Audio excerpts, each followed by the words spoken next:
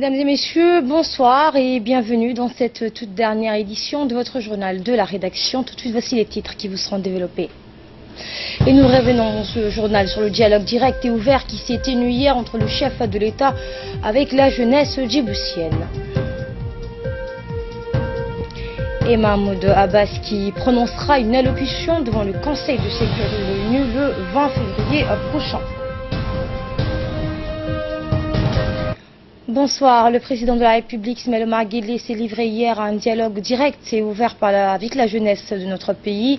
À chacune des questions posées par les jeunes issus de l'ensemble des différentes régions de l'intérieur de notre pays et de la capitale, le président de la République a répondu en leader responsable, prêt à être interpellé sur tous les sujets et à procéder même au mea culpa donc de son propre gouvernement dans l'hypothèse remarquée d'une tare.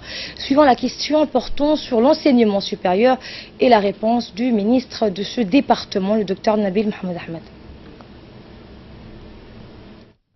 ayaan meeshii ka aragnay inay dhibaatooyin kala kulmeen laba master oo qorata balabala talabaad waxaan aragnay markay dooranayaan premier anigaba in série forcée badanka ay lagu tuuro taasina waxay keenaysaa inay mar dhibaatooyin badan ay keento marka continuation des années ilmihii niyad kuma dhibanayo motivation badanna meeshii kama helayo ce qui fait L'université de Djibouti a beaucoup évolué. Si vous êtes là aujourd'hui, c'est que parce qu'il y a eu l'université de Djibouti qui vous a permis de venir, d'arriver jusqu'en licence, et puis vous avez parlé également du master. L'élément clé, aujourd'hui vous savez qu'il y a des pays beaucoup plus riches que nous, on va citer la France, qui n'arrive pas à prendre tous ses bacheliers. La République de Djibouti prend tous ses bacheliers. La question des filières. Il y a quelques années, effectivement, les étudiants choisissaient des filières pour lesquelles ils n'étaient ni destinés ni prédestinés. Quelqu'un qui a 4 ans en mathématiques voulait aller en biologie, voulait faire physique et tout naturellement il y allait. Mais le problème, au bout de 3 mois, il était mis à l'écart et se retrouvait dans la rue. On a mis en place une commission qui puisse, en fonction des notes de l'étudiant, puisse l'orienter.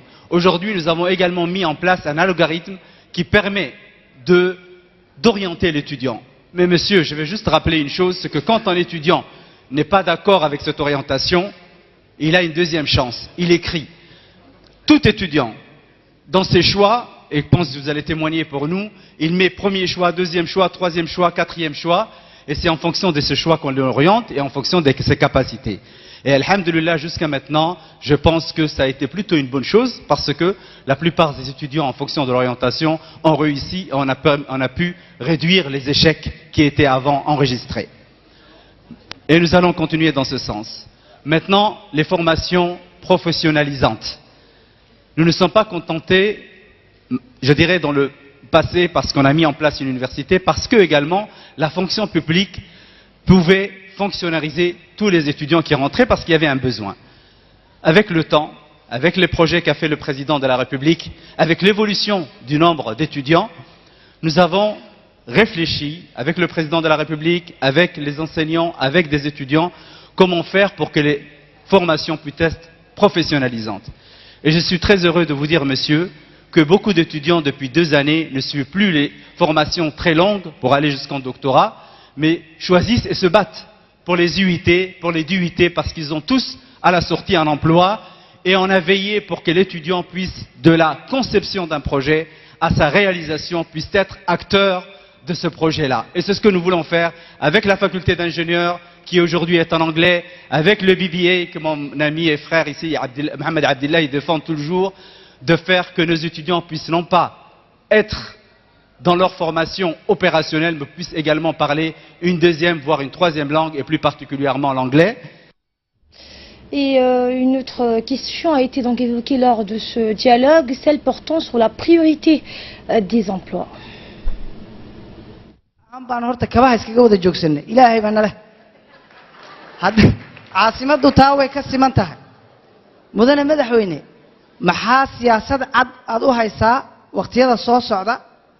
aan kaga baxno bas la'aanta talabaad adduunyada hore u martay iyo wadannada jaarka waxaan aragnaa baabuur la yiraahdo baabuur bibliga oo dawladdu ay leedahay oo meel walba gaarsiiya dadka xaafadaha annaga maxaa nooga ba'ay in aan yeelano baabuur dawladdeenu ay leedahay oo aan kaga baxno waqtiyada subaxii iyo duhurkii bas la'aanta na haysata anneexku waa xagga dhalinyarada iyo wadanka xiriirinaysa dhalinyarada iyo dawladda haddii anneexyadu ay wanaagsanaan waayaanna waxaan isku sheegaynaa waa been dhalinyaradana adow kasta iyo cid kasta ay u gacan gali doonaan anneexyadu waa in buufaarkoogii loo soo celiyo waa in anneexka aan ku xidhnaano waxaan ku faraxsanahay inaad dadaalka adiga oo shaqala aad ummadda u hadlayso dadka xaafadda kula degan aad u hadlayso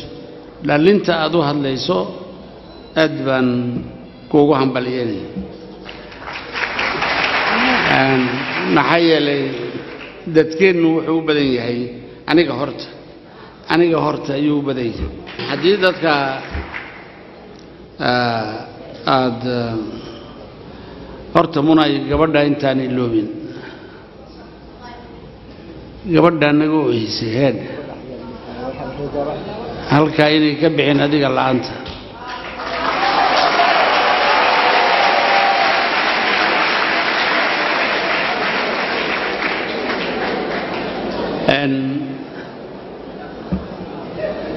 waxaad tidhi carruurtu waxay tagaan fukuzawa soo ma waxaad tidhi waxaan la'nahay basas laba dawladdu maxay u samayn weyday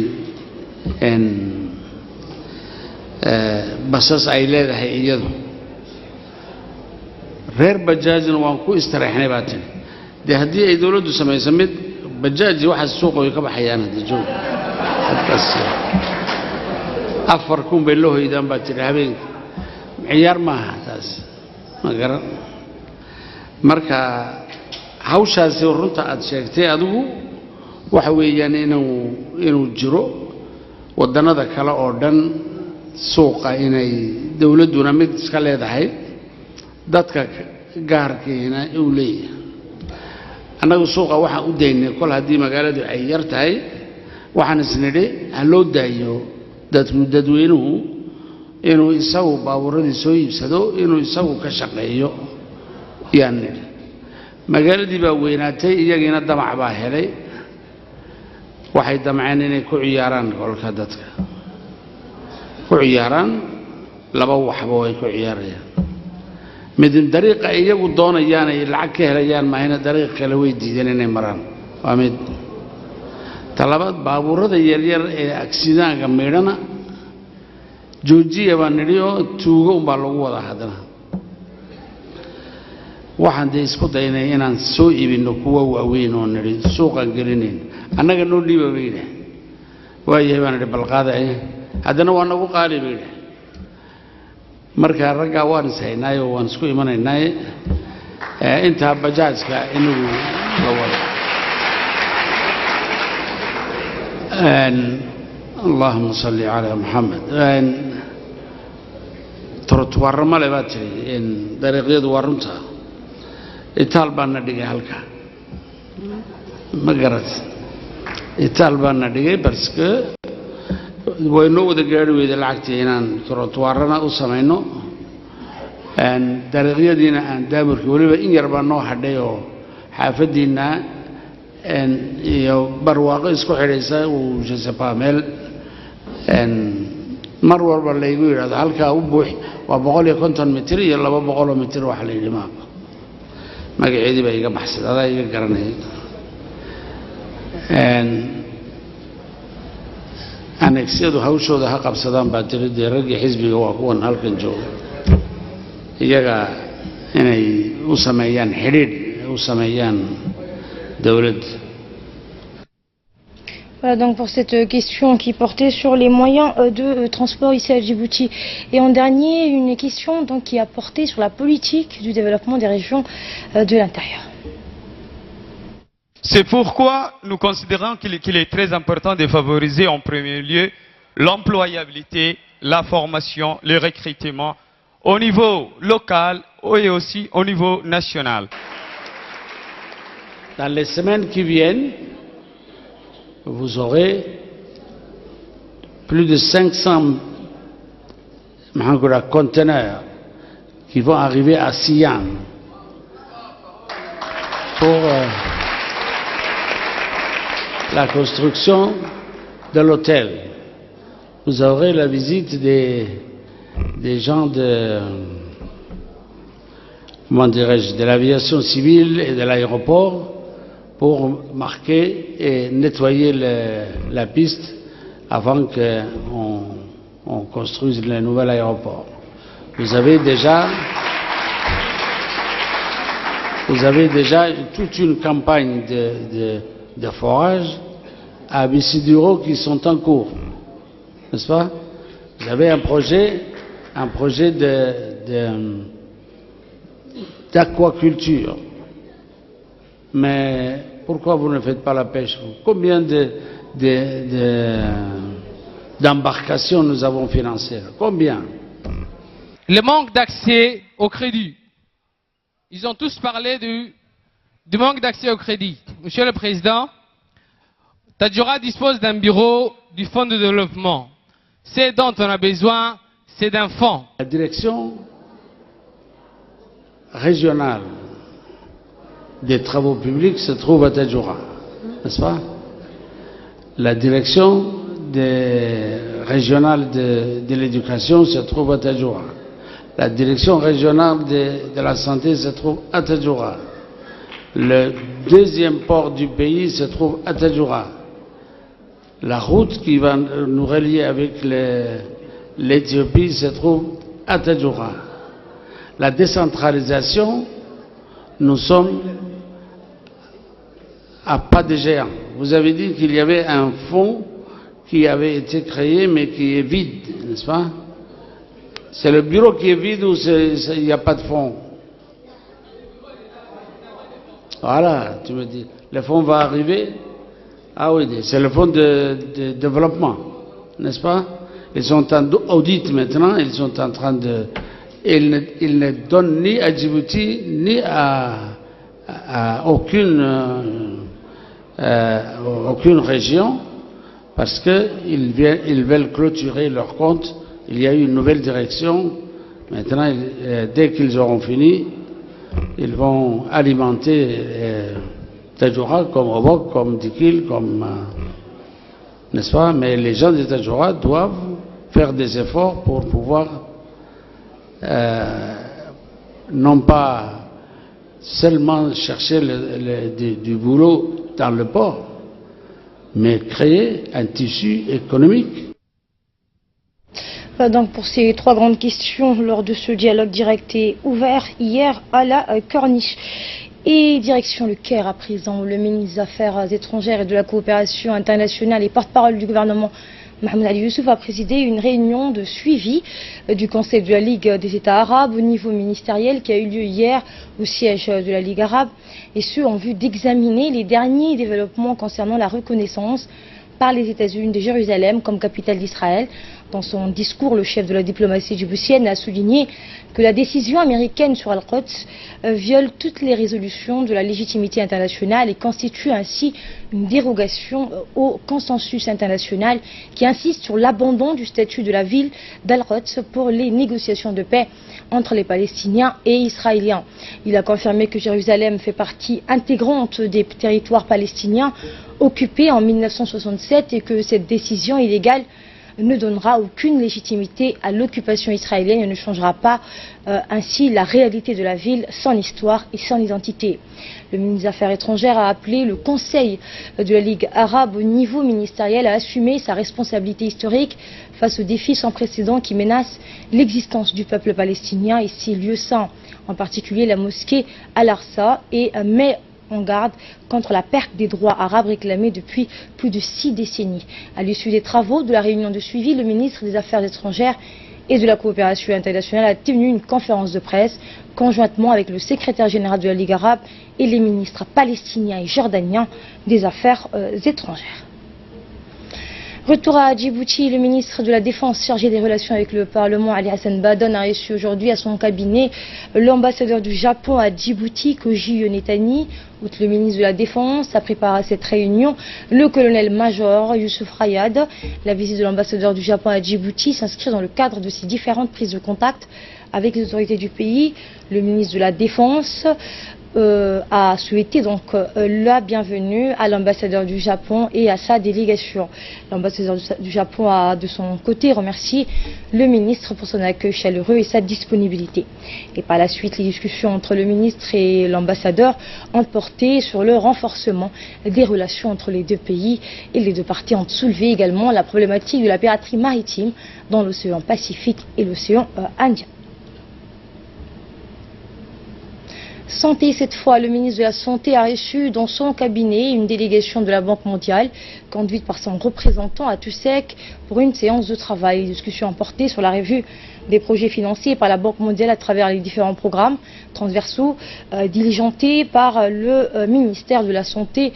Le ministre de la Santé, Dr Jamal Mouiki, a profité de cette occasion pour remercier l'agence de financement onusienne pour l'appui essentiel sur le plan technique et financier qu'elle apporte au département de la santé dans sa mission pour le bien-être et de la santé de notre population.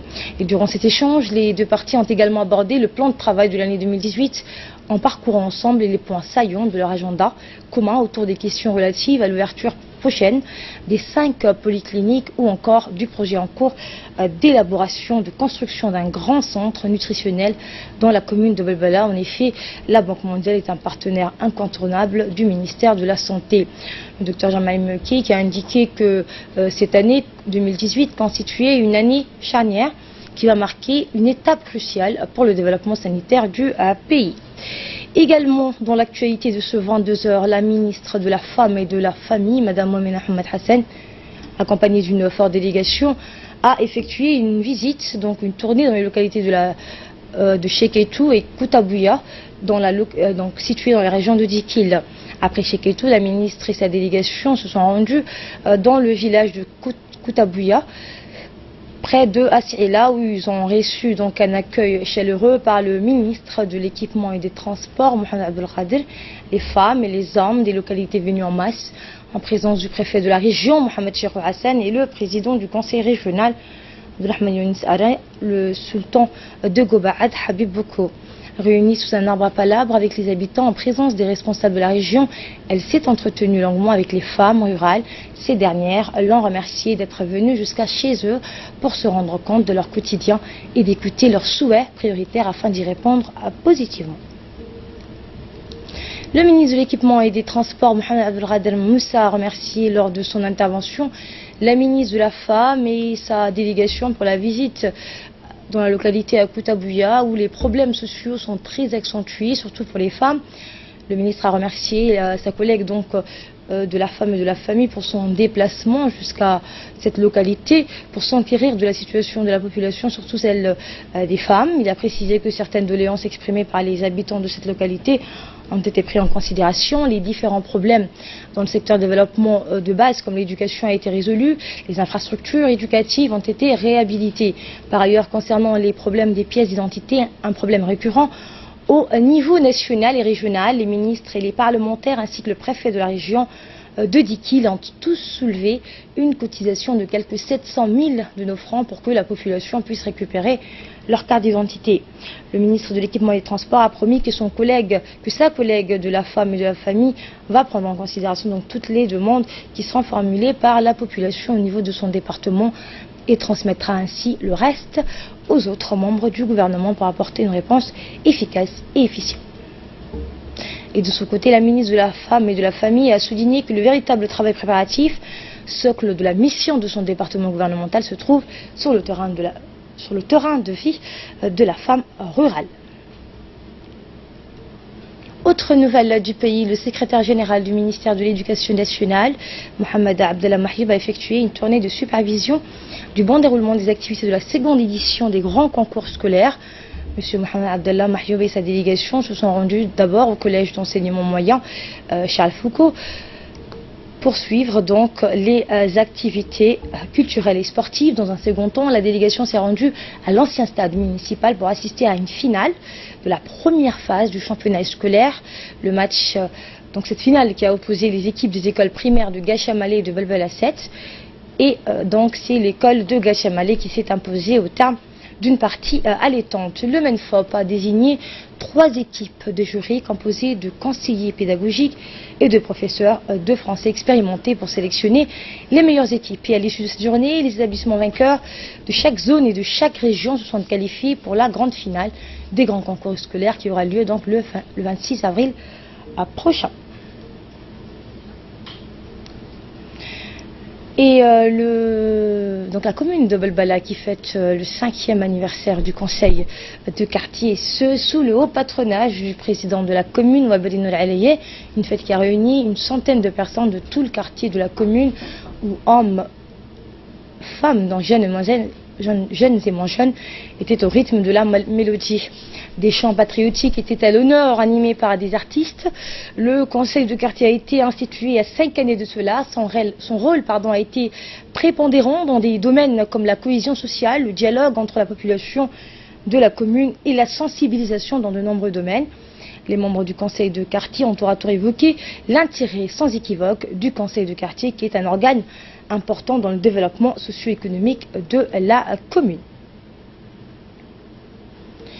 Le président de la commune de Belbala, Wabri Nour Alaye, a indiqué que le conseil de quartier est un pilier important de notre commune.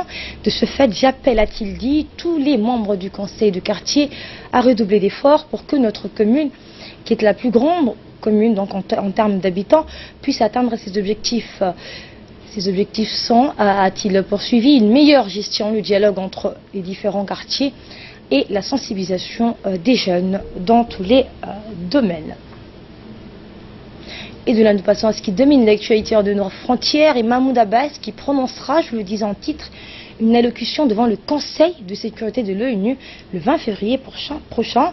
Et pour nous en parler, Samata Sidi est avec nous sur ce plateau. Bonsoir. Bonsoir Asma. Effectivement Asma, sa venue est une importance. Il a exprimé devant le Conseil de sécurité, a indiqué aux médias Mansour Al-Qutaibi, le Koweït, dans le cadre de sa présidence du Conseil et à l'origine de l'invitation faite au président de l'autorité palestinienne. Personne n'est opposé à sa venue, a précisé l'ambassadeur koweïtien. Le 25 janvier, l'ambassadrice des États-Unis aux Nations Unies, Nikki Haley, avait vivement critiqué Mahmoud Abbas en estimant devant le Conseil de sécurité que les dirigeants palestiniens n'avaient pas le courage nécessaire pour parvenir à un accord de paix en Israël. Et à l'étranger, toujours ce matin en Afrique du Sud, un millier de mineurs secourus après 30 ans sous terre.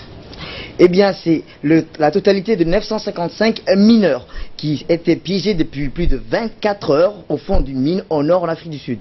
À cause d'une panne d'électricité, ce ressorti sauf l'aube du vendredi dernier a annoncé leur employeur. L'incident n'a pas fait de victimes, Asma, seuls quelques cas de déshydratation et de pression artérielle élevée, mais rien de grave, a précisé un porte-parole de la compagnie minière. Les mineurs étaient prisonniers de la galerie de mine British près de la ville de Welcome, centre depuis un violent orage mercredi soir qui avait coupé l'électricité et bloqué les ascenseurs de plusieurs puits de l'exploitation. De retour de l'air, les 955 mineurs devraient subir un examen médical et recevront un soutien psychologique ainsi que leurs familles. Les accidents miniers sont fréquents en Afrique du Sud, Asma, qui possède les mines les plus profondes au moins de 2015. 77 personnes y sont mortes. Merci Samada Sidi pour toutes ces précisions et merci à vous de nous avoir suivis. C'est la fin de ce journal.